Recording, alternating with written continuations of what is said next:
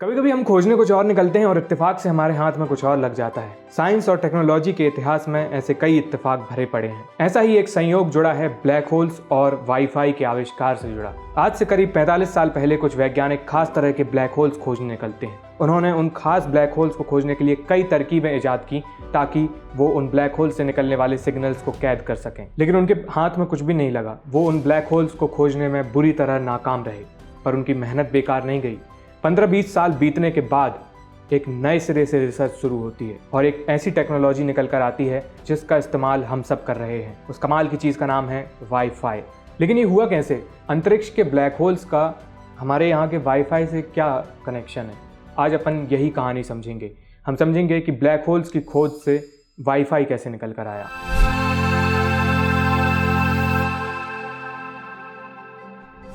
कहानी की शुरुआत एल्बर्ट आइंस्टाइन से होती है। साल 1915 में आइंस्टाइन ने अपनी सबसे चर्चित थ्योरी पब्लिश की, जनरल रिलेटिविटी थ्योरी। ये थ्योरी ग्रेविटी यानी गुरुत्वाकर्षण को समझाने का सबसे मुकम्मल जरिया बनी। इससे पहले न्यूटन ने ग्रेविटी को समझाने की कोशिश की थी, लेकिन न्यूटन की थ्योरी से यूनिवर्स की बहुत सारी बातें नहीं समझाई जा सकती थी। आइंस्टाइन ने न सिर्फ गुरुत्वाकर्षण को इमेजिन करने का नया नजरिया पेश किया, बल्कि उन्होंने बेहतर मैथमेटिकल फ्रेमवर्क भी तैयार किया। जनरल रिलेटिविटी थ्योरी मैथमेटिक्स से भरी हुई थी और इसकी मैथ्स दूसरे साइंटिस्ट की कल्पनाओं में खाद डालने का काम करने लगी। रिलेटिविटी थ्योरी की मैथ से कुछ अजीबोगरीब चीजों के अनुमान लगाए जाने लगे। उन्हीं में से एक चीज थी ब्लैक होल। कुछ साइंटिस्ट ने रिलेटिविटी के आधार पर ब्लैक होल्स की संभावना को सामने रखा। उन्होंने कहा कि यूनिवर्स में कुछ ऐसे इलाके हो सकते हैं जहां ग्रेविटी हद से ज्यादा हो, इतनी ग्रेविटी कि उन इलाकों में कोई भी चीज बाहर नहीं निकल सकती। इन इलाकों को आगे चलकर ब्लैक होल्स के नाम से जाना गया। पूरे यूनिवर्स में लाइट की स्पीड सबसे ज्यादा मानी जाती है, करीब 3 लाख किलोमीटर प्रति सेकंड। ऐसा कहा गया कि ब्लैक होल्स से लाइट भी बाहर नहीं निकल सकती। कई दशकों तक ब्लैक होल्स का अस्तित्व एक बड़ा सवाल बना रहा। कोई नहीं जानता था कि असल में ब्लैक होल जैसी कोई चीज हो भी सकती है या नहीं। लंबा समय बीतने के बाद 1960 और 70 के दशक में ब्लैक होल्स के शुरुआती सुराग मिले। इस सिलसिले में 2019 एक बड़ा मील का पत्थर साबित हुआ जब पहली बार ब्लैक होल्स की फोटो दुनिया के सामने आई। अब ब्लैक होल्स के अस्तित्व को लेकर कोई भी डाउट नहीं है, लेकिन जब भी ब्लैक होल्स की चर्चा होती है तो भारी भरकम ब्लैक होल्स ही डिस्कस किए जाते हैं। उदाहरण के लिए हमारी मिल्की वे गैलेक्सी के सेंटर में मौजूद ब्लैक होल का नाम है सेजिटेरियस ए स्टार। इसका मास यानी द्रव्यमान सूर्य से करीब 43 लाख गुना ज्यादा है। इस तरह के ब्लैक होल्स को सुपर मैसिव ब्लैक होल्स कहा जाता है। लेकिन क्या आपने कभी छुटकू से ब्लैक होल्स के बारे में सुना है? 1970 के दशक में मशहूर साइंटिस्ट स्टीफन हॉकिंग ने एक चौंकाने वाली बात सामने रखी। उन्होंने दावा किया कि यूनिवर्स में छोटे छोटे मिनी ब्लैक होल्स भी हो सकते हैं। ये मिनी ब्लैक होल्स साइज में एटम यानी परमाणु जितने छोटे होंगे और इनका मास वजन माउंट एवरेस्ट के बराबर हो सकता है। स्टीफन हॉकिंग के प्रपोज किए गए ये mini black holes theoretical objects थे। इनके अस्तित्व को लेकर कोई तयशुदगी नहीं थी और इनकी मौजूदगी का पता लगाना भी बहुत मुश्किल काम था। सोचिए एक एटम कितना छोटा होता है। जब बड़े बड़े ब्लैक होल्स का पता लगाने में दशकों लग गए तो इतने छोटे ब्लैक होल्स को कैसे ढूंढता कोई? लेकिन इन मिनी ब्लैक होल्स के बारे में एक खास बात थी। ये कहा गया कि ये छोटे छोटे मिनी ब्लैक होल्स एक्सप्लोड होते रहते हैं, फटते रहते हैं और इनके एक्सप्लोजन से रेडिएशंस निकलते हैं। अगर किसी तरह इन रेडिएशंस को कैद किया जा सके तो इन मिनी ब्लैक होल्स के होने का पता चल सकता था। इस जानकारी के दम पर कुछ वैज्ञानिक अलग अलग जगहों पर मिनी ब्लैक होल्स को खोजने में जुट गए। एस्ट्रोनॉमी यानी खगोल विज्ञान में रेडियो एस्ट्रोनॉमी नाम की एक फील्ड होती है। इसमें बाहरी अंतरिक्ष से आने वाले रेडियो सिग्नल्स की मदद से यूनिवर्स को स्टडी किया जाता है। यूनिवर्स में कई चीजें रेडियो सिग्नल्स छोड़ती हैं। किसी चीज से निकलने वाले रेडियो सिग्नल्स को स्टडी करके उसके बारे में बहुत कुछ पता लगाया जा सकता है। रेडियो एस्ट्रोनॉमी की मदद से कुछ scientist in mini black holes को तलाशने में जुट जाते हैं। साल था 1974 और ऑस्ट्रेलिया के एक साइंटिस्ट ने इसी साल अपनी पीएचडी पूरी की थी। एक नौजवान लड़का जिसका नाम था जॉन ओ सलिवन। अपनी पीएचडी के बाद जॉन नेदरलैंड्स पहुंचते हैं। यहाँ वो फाउंडेशन फॉर रेडियो एस्ट्रोनॉमी नाम का रिसर्च इंस्टीट्यूट ज्वाइन करते हैं। आज नेदरलैंड्स का ये इंस्टीट्यूट एस्ट्रॉन नाम से जाना जाता है और यहाँ रेडियो एस्ट्रोनॉमी से जुड़े बहुत महत्वपूर्ण काम होते हैं। 70 के दशक में जॉन ओ सलिवन यहाँ स्टीफन हॉकिंग के प्रपोज किए गए मिनी ब्लैक होल्स खोजने में जुटे थे। उन्हें मिनी ब्लैक होल्स से निकलने वाले उन्हीं रेडिएशंस की तलाश थी, लेकिन इन रेडिएशंस को डिटेक्ट करना बहुत ही मुश्किल काम था। पता नहीं ब्रह्मांड में कितनी दूर से ये सिग्नल्स निकल कर आ रहे हैं और रास्ते में ट्रैवल करते करते ये तितर बितर धुंधले हो सकते हैं। ब्रह्मांड में रेडियो सिग्नल्स का इतना बैकग्राउंड नॉइस है जिससे इन सिग्नल्स को अलग करना मुश्किल था। ये सारी समस्याएं थीं और जॉन और उनके साथियों ने इन्हीं समस्याओं को हल करने की दिशा में काम करना शुरू किया। उन्होंने साल 1977 में एक पेपर पब्लिश किया जिसका टाइटल था image sharpness, Fourier optics and redundant space interferometry. उनका काम किस तरह का था ये समझने से पहले हमें थोड़ा सा सिग्नल प्रोसेसिंग नाम की चीज़ होती है उसके थोड़े बेसिक्स समझने होंगे। अपन ने पिछले एक वीडियो में समझा था कि जो भी प्राकृतिक सिग्नल्स होते हैं उनमें मैथमेटिक्स छुपी होती है। और जब हम कोई फोटो खींचते हैं या ऑडियो रिकॉर्ड करते हैं तो हमारे डिवाइस उन सिग्नल्स के पीछे छुपी गणित को दर्ज कर लेते हैं। कहने का मतलब यह है कि किसी भी तरह की सिग्नल प्रोसेसिंग में हैवी वाली मैथमेटिक्स लगी होती है। मैं समझता हूं कि आप में से बहुत सारे लोगों को सिग्नल प्रोसेसिंग के बारे में ज्यादा आइडिया नहीं होगा, लेकिन आप लोगों को मिस्त्रीगिरी के बारे में पता है। आपको यह पता होगा कि अलग अलग स्क्रू खोलने के लिए अलग अलग तरह के पेंचकस चाहिए होते हैं, नट बोल्ट से निपटने के लिए अलग अलग तरह के पाने चाहिए होते हैं। ये सब अलग अलग टूल्स हैं जिनसे अलग अलग चीजें खोली जा सकती हैं। इसी तरह सिग्नल प्रोसेसिंग में, यानी सिग्नल्स को खोलने के लिए, उन्हें प्रोसेस करने के लिए, समझने के लिए अलग अलग मैथमेटिकल टूल्स काम में लिए जाते हैं। तो सिग्नल प्रोसेसिंग के कोर्स में ऐसे ही एक बहुत जबर मैथमेटिकल टूल के बारे में पढ़ाया जाता है जिसका नाम है फास्ट फोरियर ट्रांसफॉर्म। इसका नाम मैं अलग से इसलिए बता रहा हूँ क्योंकि रेडियो एस्ट्रोनॉमी में मिनी ब्लैक होल्स के सिग्नल डिटेक्ट करने के लिए जो मेथड्स तैयार की जॉन ओसलिवन और उनके साथियों ने, उसमें फास्ट फोरियर ट्रांसफॉर्म FFT की एक बहुत अहम भूमिका थी। ऑस्ट्रेलिया के वैज्ञानिक जॉन ओसलिवन ने खूब मेहनत से FFT पर आधारित एक टेक्निक तैयार की। उन्हें उम्मीद थी कि इसकी बदौलत वो रेडियो सिग्नल्स के नॉइज के बीच एक मरते हुए ब्लैक होल की चीख सुन पाएंगे, मतलब वो इससे मिनी ब्लैक होल के रेडियो सिग्नल पकड़ लेंगे। लेकिन ऐसा कुछ भी नहीं हुआ। वो आगे चलकर किसी भी तरह के ब्लैक होल से निकलने वाले कोई रेडियो सिग्नल नहीं पकड़ पाए और स्टीफन हॉकिंग ने जिन मिनी ब्लैक होल्स का दावा किया था वो रहस्य ही बने रहे। लेकिन इन वैज्ञानिकों की रेडियो सिग्नल्स प्रोसेस करने की ये जद्दोजहद वेस्ट नहीं हुई। इस यूनिवर्स में ब्लैक होल्स जैसी बहुत सारी इंटरेस्टिंग चीजें हैं जिन्हें साइंटिस्ट कई सदियों से समझने की कोशिश कर रहे हैं। एक ऑडियो बुक है जिसका नाम है डिकोडिंग यूनिवर्स। इसमें टाइम, क्वांटम थ्योरी और रिलेटिविटी जैसी कई दिलचस्प चीज़ों के बारे में बात की गई है।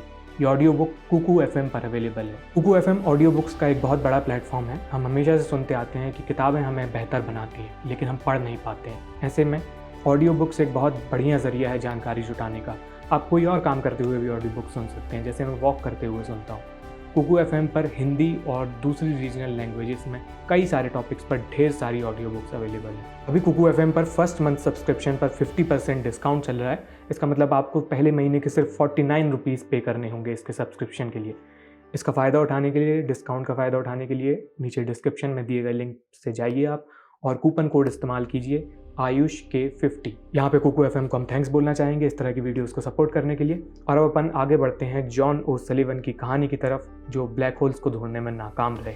साल 1983 में जॉन ओसलिवन अपने वतन ऑस्ट्रेलिया लौटते हैं। यहाँ वो साइरो नाम की संस्था ज्वाइन कर लेते हैं। साइरो का पूरा नाम है Commonwealth Scientific and Industrial Research Organisation. ये ऑस्ट्रेलिया की गवर्नमेंट एजेंसी है जिसकी जिम्मेदारी देश में साइंटिफिक रिसर्च को आगे बढ़ाना है। जैसे इंडिया में CSIR है, council for scientific and Industrial research, वैसे ही ऑस्ट्रेलिया में साइरो है, CSIRO। जॉन ओसलिवन शुरुआत में साइरो में रेडियो एस्ट्रोनॉमी और सिग्नल प्रोसेसिंग से जुड़ा काम करने लगते हैं, लेकिन तब साइंटिफिक रिसर्च के बजट्स में कटौती का दौर चल रहा था और उन्हें आगे ये निर्देश मिलते हैं कि वो अपने रिसर्च वर्क से कुछ कमर्शियल एप्लीकेशंस निकालें, मतलब कोई ऐसी चीज जो लोगों के काम आ सके और बाजार में बेची जा सके। अगले कुछ सालों में जॉन ओसलिवन ने वायरलेस लैन की टेक्नोलॉजी पर काम करना शुरू किया। ये कंप्यूटर नेटवर्क की टर्मिनोलॉजी है। लैन का मतलब होता है लोकल एरिया नेटवर्क। जब किसी एक जगह पर कई कंप्यूटर डिवाइसेस आपस में कनेक्टेड होते हैं, जैसे कि यूनिवर्सिटी कैंपस या ऑफिस बिल्डिंग्स में, उस नेटवर्क को लैन कहा जाता है। और इन डिवाइसेस को बिना किसी केबल या बिना किसी तारों के कनेक्टेड रखना, ये है वायरलेस लैन या WLAN। उस समय वायरलेस लैन की टेक्नोलॉजी एग्जिस्ट किया करती थी, वो मौजूद थी, लेकिन वो केबल वाले, तार वाले लैन के मुकाबले बहुत ज्यादा स्लो थी। जॉन ओसलिवन और उनकी टीम के सामने ये चैलेंज था कि वो कैसे एक फास्ट वायरलेस लैन बनाते हैं। फास्ट WLAN बनाने के लिए उन्हें कई प्रॉब्लम्स को सॉल्व करना था और इनमें से एक प्रॉब्लम उस पुरानी समस्या से मिलती जुलती थी जिसके ऊपर जॉन ने ब्लैक होल्स को ढूंढते समय काम किया था। ऐसा है कि वायरलेस सिग्नल्स को भेजते समय पूरा सिग्नल एक साथ नहीं भेजा जाता। सिग्नल्स को कई हिस्सों में तोड़कर उन्हें अलग अलग रास्तों से भेजा जाता है। बाद में इन्हें रिसीव करते समय इकट्ठा कर लिया जाता है और पूरा सिग्नल बना लिया जाता है। लोकल एरिया में वायरलेस सिग्नल भेजने और रिसीव करने के सिलसिले में एक बड़ी समस्या ये आती है कि वो अंदर दीवारों और फ्लोर से टकराकर इंटरफेरेंस की समस्या पैदा करते हैं। इस समस्या से छुटकारा पाने के लिए जॉन और उनके साथियों ने वही टेक्निक्स काम में ली जो उन्होंने रेडियो एस्ट्रोनॉमी में ब्लैक होल्स खोजते समय डेवलप की थी। वायरलेस लैन की कहानी को आगे बढ़ाने में वही फास्ट फोरियर ट्रांसफॉर्म वाले टूल्स काम में आते हैं। यूँ समझिए कि अंतरिक्ष से रेडियो सिग्नल्स को कैद करने के लिए जो जाली तैयार की थी वो वायरलेस सिग्नल्स को छानने वाली छन्नी बनकर रह गई। 90 के दशक की शुरुआत में जॉन ओसलिवन की टीम ने फास्ट वायरलेस टेक्नोलॉजी तैयार कर ली। 1992 में साइरो ने ऑस्ट्रेलिया में इस टेक्नोलॉजी का पेटेंट फाइल किया और 1993 में उन्होंने US और यूरोप में भी अपने पेटेंट फाइल कर दिए। पेटेंट का सिस्टम यह है कि जो पहले किसी चीज का पेटेंट फाइल करता है उसके आविष्कार का श्रेय उसको मिल जाता है, उसके राइट्स उसके पास आ जाते हैं। अमेरिका में साल 1996 में सायरो के इस पेटेंट को अप्रूव कर दिया गया। सायरो के ऑस्ट्रेलियन साइंटिस्ट ने जो टेक्नोलॉजी डेवलप की थी उसने वायरलेस स्टैंडर्ड्स 802.11 के विकास में महत्वपूर्ण रोल प्ले किया। अगले कुछ सालों में जब फास्ट वायरलेस लैन मार्केट में आने वाले डिवाइसेस में शामिल हुआ तो वो वाईफाई के नाम से जाना जाने लगा और ये वाईफाई इसी 802.11 स्टैंडर्ड्स पर चलता है। इस तरह ब्लैक होल्स को खोजने का जो काम शुरू हुआ था उसके नतीजतन वाईफाई का मौजूदा स्वरूप बनकर तैयार हुआ। आगे चलकर ये साइंस की कहानी फिर कानूनी लड़ाई में तब्दील हो जाती है। बाद में जब वाईफाई से लैस डिवाइस मार्केट में आने लगे तो सायरो ने बड़ी बड़ी टेक कंपनियों के खिलाफ मुकदमे दायर किए कि इनमें जो वाईफाई की टेक्नोलॉजी लगी है उसका पेटेंट तो हमारे पास है और आपने इसको इस्तेमाल करने से पहले हमसे कोई परमिशन नहीं ली, हमारी बीच कोई डील ही नहीं हुई। इन लॉ सूट्स को सायरो ने अमेरिका की कोर्ट में जीता और उन्हें सेटलमेंट के तौर पर $430 मिलियन से ज़्यादा की रकम हासिल होती है। लेकिन ये जो कहानी है ये वाईफाई के इन्वेंशन का सिर्फ एक नैरेटिव है, ऑस्ट्रेलियन नैरेटिव, ऑस्ट्रेलिया की कहानी, ऑस्ट्रेलिया के साइंटिस्ट और वहाँ का वर्ग जो कहानी सुनाता है वो है। टू बी ऑनेस्ट ये बहुत कंट्रोवर्शियल है, कोई भी कहानी इतनी सीधी सिंपल नहीं होती है जितनी मैंने आपको सुनाई। जैसे कई धाराएं आकर मिलती हैं और एक नदी बनती है, उसी तरह वाईफाई के विकास की कहानी भी है जिसमें कई लोगों का योगदान है। सायरो पर यह आरोप लगता है कि उन्होंने उस टेक्नोलॉजी का पेटेंट पहले फाइल कर लिया था और उसके आधार पर वो इन टेक कंपनीज को बुली कर रहे हैं, उन्हें छेड़ रहे हैं और उनसे पैसे ऐंठ रहे हैं। जबकि वाईफाई की जो पूरी टेक्नोलॉजी है उसका विकास लंबे समय से चलता आया है और अलग अलग जगहों पर कई साइंटिस्ट उस पर काम कर रहे थे और बहुत सारे लोगों का इसमें योगदान है। ऑस्ट्रेलियन नैरेटिव में जॉन ओसलिवन को फादर ऑफ वाईफाई माना जाता है, लेकिन हर कोई इससे अग्री नहीं करता।